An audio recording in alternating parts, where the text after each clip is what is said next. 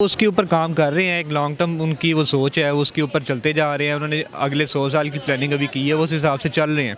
India का एक बच्चा जो है 11th ग्रेड का, वो आर्टिफिशियल इंटेलिजेंस के ऊपर पूरी कमांड रखता है। हमारे यहाँ पर एफएससी करके जो स्टूडेंट निकलता है उसको सिर्फ रट्टा लगाने का पता होता है। उसको इवन हमारे यूनिवर्सिटीज़ के इंजीनियर्स को नहीं पता होता कि हमारे पास आगे फील्ड्स क्या है। हमारा यहाँ भी ये फ्लॉ है। अगर तालीम को जब तक हम एज अ बिज़नेस लेते रहेंगे तब तक हम ऐसे ही करते रहेंगे। आर्टिफिशियल इंटेलिजेंस का नाम लिया है, इसके ऊपर काम इंडिया ने आज से 10 साल पहले शुरू कर दिया था। उन्होंने पॉलिसी बनाई, पॉलिसी बना के इम्प्लीमेंट की, टीचर्स ट्रेन किए, स्टूडेंट्स बनाए, स्टूडेंट्स निकले हैं। अब उन्होंने काम किया, काम करके पूरी दुनिया में इस टाइम छा गए हुए हैं। हम लोग अभी तक ये फाइनली नहीं कर रहे कि हमारे अंदर इतनी कैपेसिटी है आर्टिफिशियल इंटेलिजेंस की या नहीं।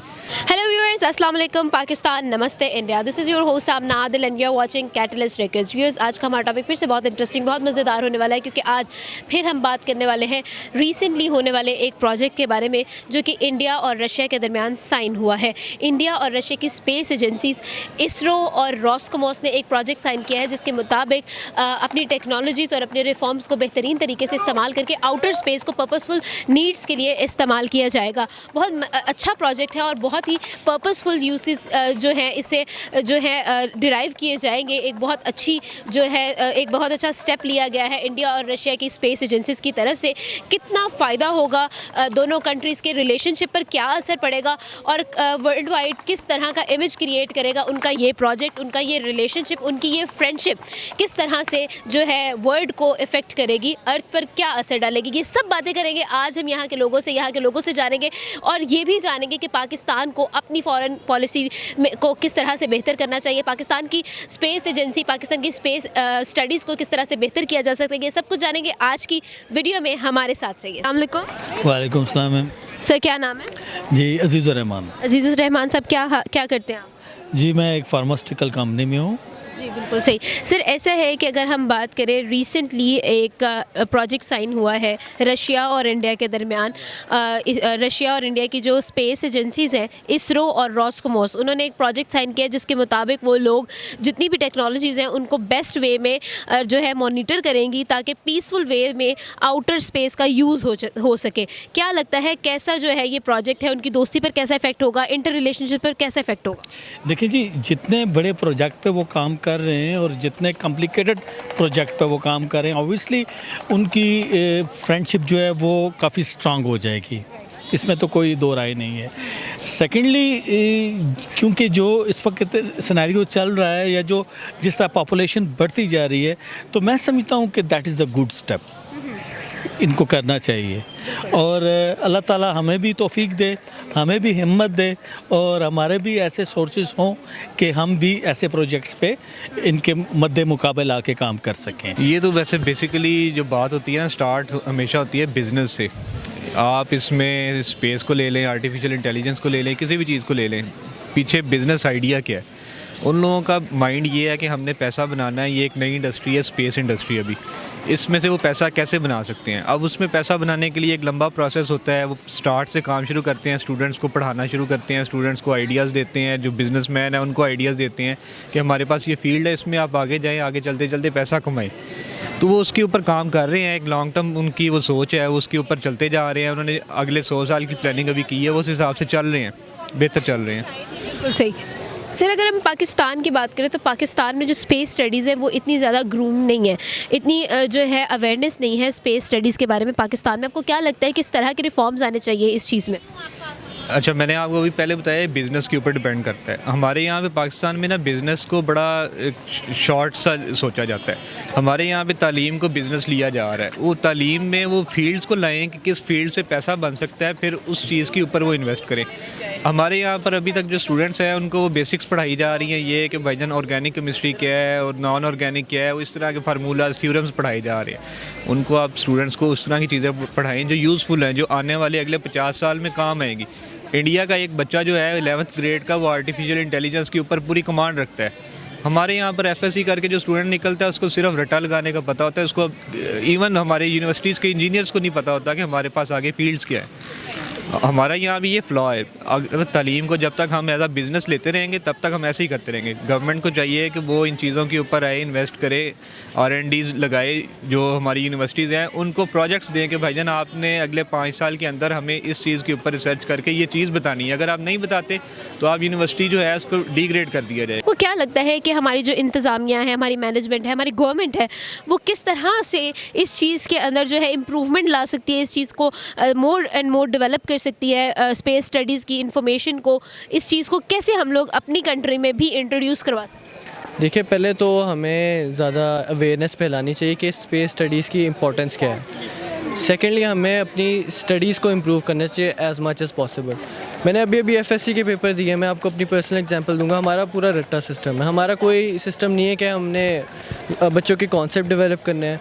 जो बच्चा जितना अच्छा रट्टा मार लेता है उसके उतने ज़्यादा मार्क्स आ जाते हैं। स्पेशली हमने कोविड के अंदर तो एक खुद देखा कि बच्चों के 1100 में से 1100 मार्क्स आ रहे हैं। तो मेरे ख्याल से पॉसिबल नहीं कि कोई इतने ज़्यादा मार्क्स ले पाए। ऐसा ही है, बिल्कुल सही। सर, पाकिस्तान की अगर हम बात करें तो ऑलरेडी इंडिया जो है वो इंटरनेशनल प्लेटफॉर्म से बहुत ज़्यादा रिप्रेजेंटेशन दिखा रहा है, बहुत ज़्यादा अपीयर हो रहा है। लेकिन अगर हम पाकिस्तान की बात करें तो पाकिस्तान में इतनी रिप्रेजेंटेशन, उतनी अपीयरेंस नहीं नज़र आती पाकिस्तानियों की, पाकिस्तानी लोगों की। आपको क्या लगता है हम किस जगह पर लैग कर रहे हैं? और अगर हम इट्स सेल्फ स्पेस एजेंसी की बात करें तो हमारी यूनिवर्सिटी स्पेस प्रोग्राम्स ऑफर तक नहीं करती, कहाँ पर कमी है? कभी हमारे सिस्टम है मैम, चूँकि इंडिया और पाकिस्तान एक टाइम में वो उन्होंने फ्रीडम पाई, तो मैं समझता हूँ कि अगर हमारी गवर्नमेंट या हमारी पॉपुलेशन अपने मुल्क के साथ और अपनी ज़मीन के साथ अगर सिंसियर हो जाएं, तो मैं समझता हूँ कि ये टारगेट कोई ऐसा नहीं है जिसको हम अचीव ना कर सकें। और ये हमारी नीड भी है, क्योंकि जब मैं मैट्रिक में था तो उस वक्त हम सुनते थे कि पाकिस्तान की कुल आबादी 10 करोड़ है। आज वही ज़मीन है, वही सब कुछ है, और पाकिस्तान की आबादी जो 22 करोड़ है। इस हवाले से मैं समझता हूँ कि that is a good step and we have to do that. जी बिल्कुल, ये एक बहुत अच्छा प्रोजेक्ट है। इसके हवाले से मैं यही कहना चाहूँगा कि जो मेहनत करेंगे, मेहनत का फल मिलता है, ज़रूर मिलता है।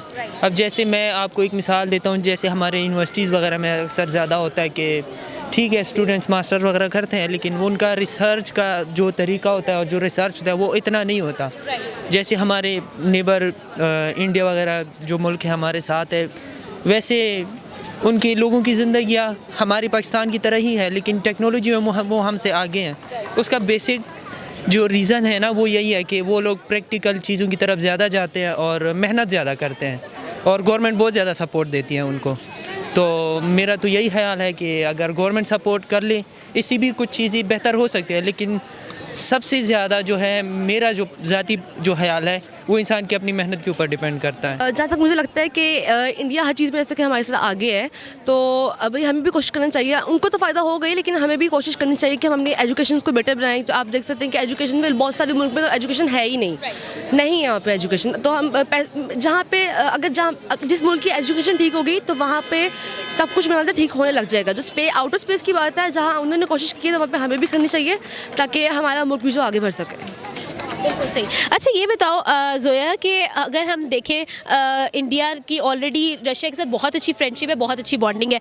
अगर हम यही चीज़ देखें कि पाकिस्तान की तरफ देखें तो पाकिस्तान जो है अपनी जो है फॉरेन पॉलिसीज़ के अंदर किस तरह का रिफॉर्म उसको देना चाहिए ताकि बेहतर तरीके से रिफॉर्म हो, मोर एंड मोर प्रोजेक्ट्स आएँ आउटर कंट्री से, क्या लगता है? मेरा ख्याल है कि पाकिस्तान है, तो एक तो पहले तो हुकूमत का बड़ा मसला पड़ता रहता है। इमरान खान सर जो आए हैं उनकी वजह से लोग बिल्कुल नाराज़ है। तो मेरा ख्याल है कि अगर वो ज़्यादा फॉरेन कंट्री की तरफ देते तो ज़रा हमारे लिए बेहतरी होनी, लेकिन उन्होंने ऐसा नहीं किया। बिल्कुल सही। क्या मैसेज देना चाहेंगे हमारी आवाम को, हमारे यंगस्टर्स को जो स्पेस में इंटरेस्टेड हैं, जो चाहते हैं कि हम भी स्पेस में काम करें या स्पेस की फील्ड में जाएं? तो क्या लगता है, क्या जो है फैसिलिटीज़ मिलनी चाहिए, क्या अपॉर्चुनिटीज़ मिलनी चाहिए गवर्नमेंट की तरफ से उनको? मेरा ख्याल है कि सबसे पहले तो हमें अपनी गवर्नमेंट को चाहिए कि हमें फैसिलिटीज़ करे कि हम आउटर स्पेस तक हम भी जा सकें। हमें भी वो जो प्रोजेक्ट हमें बनाना चाहिए और हम जाएँ और हम भी उनके लिए खिदमत करें जो हमारी आउटर स्पेस है, ताकि हमारा प्रमोशन हो। सर ऐसा है कि अगर हम करियर काउंसलिंग की बात करें तो पाकिस्तान में करियर काउंसलिंग नज़र नहीं आती है। आपको क्या लगता है किस तरह के बेहतरीन रिफॉर्म्स आ सकते हैं बच्चों को, हमारी जो यंगस्टर्स हैं, हमारी जो यूथ है, उनको किस तरीके से हम बेहतरी की तरफ लेके जा सकते हैं, किस तरह से अपॉर्चुनिटीज़ दे सकते हैं, किस तरह से फैसिलिटेट हो सकते हैं बच्चे? ये ना एक बड़ा लंबा काम है। स्टार्ट में ट्रैक हमें शुरू से पकड़ना पड़ेगा दोबारा से। अभी सबसे पहले हमारी गवर्नमेंट जो है वो ये एक थिंक टैंक बनाए जिसका ये काम हो कि हमारे नेक्स्ट 10 ईयर्स में कौन सी चीज़ें हैं जिसके ऊपर एक्सप्लोर करने की ज़रूरत है। 50 ईयर्स 100 ईयर्स इनके ऊपर वो सोचे, उसके ऊपर फिर आहिस्ता आहिस्ता काम करना शुरू करे। फॉर एग्जांपल अभी मैंने आर्टिफिशियल इंटेलिजेंस का नाम लिया है। इसके ऊपर काम इंडिया ने आज से 10 साल पहले शुरू कर दिया था। उन्होंने पॉलिसी बनाई, पॉलिसी बना के इम्प्लीमेंट की, टीचर्स ट्रेन किए, स्टूडेंट्स बनाए, स्टूडेंट्स निकले हैं, अब उन्होंने काम किया, काम करके पूरी दुनिया में इस टाइम छा गए हुए हैं। हम लोग अभी तक ये फाइनली नहीं कर रहे कि हमारे अंदर इतनी कैपेसिटी है आर्टिफिशियल इंटेलिजेंस की या नहीं। बाहर की कंपनीज आएंगी, यहाँ से जो अच्छे स्टूडेंट्स होंगे उनको जो अच्छा काम कर रहे हैं उनको हायर करेंगी, वो ब्रेन सारा निकाल के ले जाएंगी, वो पैसे कमा के जब तक फील्ड ख़त्म हो जाएगी तब आकर दोबारा कंपनीज यहाँ पर आके वो शिफ्ट बेस के ऊपर लोगों को काम देंगी, वो 10-15 हज़ार में जॉब्स करेंगे।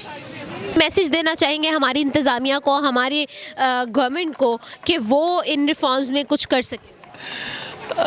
मैं समझता हूँ जी कि सबसे पहला जो इशू है वो ये है कि आप अपने मुल्क के साथ, अपनी मिट्टी के साथ और अपने घर के साथ सिंसियर हो जाएं।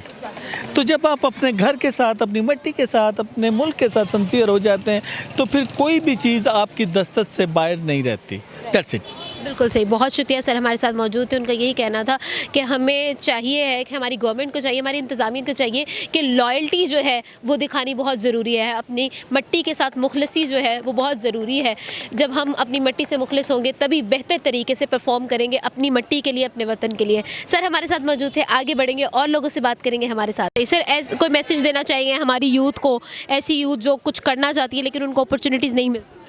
मेरा यही मैसेज है कि सिर्फ बातों से काम नहीं बनते, काम करना है तो मेहनत करनी है, बस मेहनत के सिवा कुछ नहीं होता। बिल्कुल सही, बहुत शुक्रिया सर हमारे साथ मौजूद थे। उनका यही कहना था कि मेहनत बहुत ज़रूरी होती है किसी भी मुकाम तक पहुंचने के लिए, किसी भी डेस्टिनेशन को पाने के लिए। मेहनत एक बेसिक स्टेप है जो आपको करनी है। मेहनत और लगन के साथ ही आप अपनी मंजिल तक पहुंच सकते हैं। व्यूअर्स, आज का हमारा टॉपिक था इसरो और रॉसकोमोस के दरमियान होने वाले प्रोजेक्ट के बारे में। हमने लोगों से बात की, उनका ओपिनियन जाना। मैं उम्मीद करती हूँ आपको आज की वीडियो बहुत पसंद आई होगी।